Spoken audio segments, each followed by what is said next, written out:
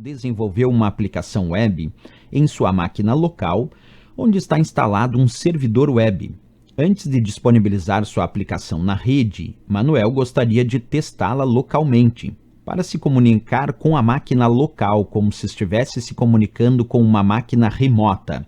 No IPv4, Manuel deverá utilizar o endereço IP, e ali vem a letra A, B, C, D, E com vários endereços de IP. Para entender a resposta dessa questão, primeiro a gente tem que compreender que IP significa o protocolo da internet e é o responsável pelo sistema de endereçamento utilizado na internet. E basicamente a gente pode dizer que hoje em dia usamos dois padrões de endereçamento IP, o IPv4, que esgotou, quer dizer, não existem mais novos endereços IPs da versão 4, IPv4 IP versão 4, para fornecer aos novos computadores que querem se conectar na internet, mas mesmo esgotando, ele ainda é utilizado. O novo padrão de endereçamento IP, que aos poucos está substituindo o IPv4, é o IPv6, o IP versão 6. A grande diferença desses padrões é que o IPv4 tem 32 bits e o IPv6 tem 128 bits. Como a questão era do IPv4, vamos pegar o entendimento do IPv4. Ele é formado por um total de 32 bits, que são agrupados em 4 grupos de 8 bits, que então formam os 32 bits. Mas esses bits eles são convertidos, cada uma dessas partes de 8 bits, em números decimais para representar um IPv4 de uma maneira mais simplificada para o usuário configurar na máquina no computador.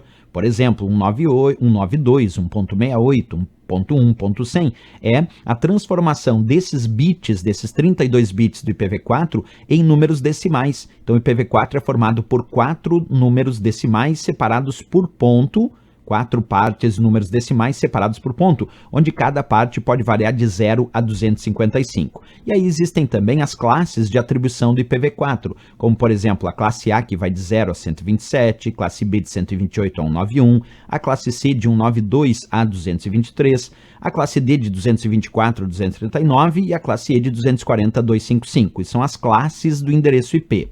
Dentro dessas classes existe uma reserva especificamente para o que chamamos de localhost, que é justamente a reserva para comunicação com o próprio computador local, o localhost, como a questão pediu. E que reserva é essa? É o IP 127.0.0.0 até 127.255.255.255. Então, se começou ali com 127, isso é para localhost. Então, qualquer prova que tente dizer, olha, eu quero fazer uma comunicação com o próprio computador local, em localhost, aí tem que ser 127 o IP.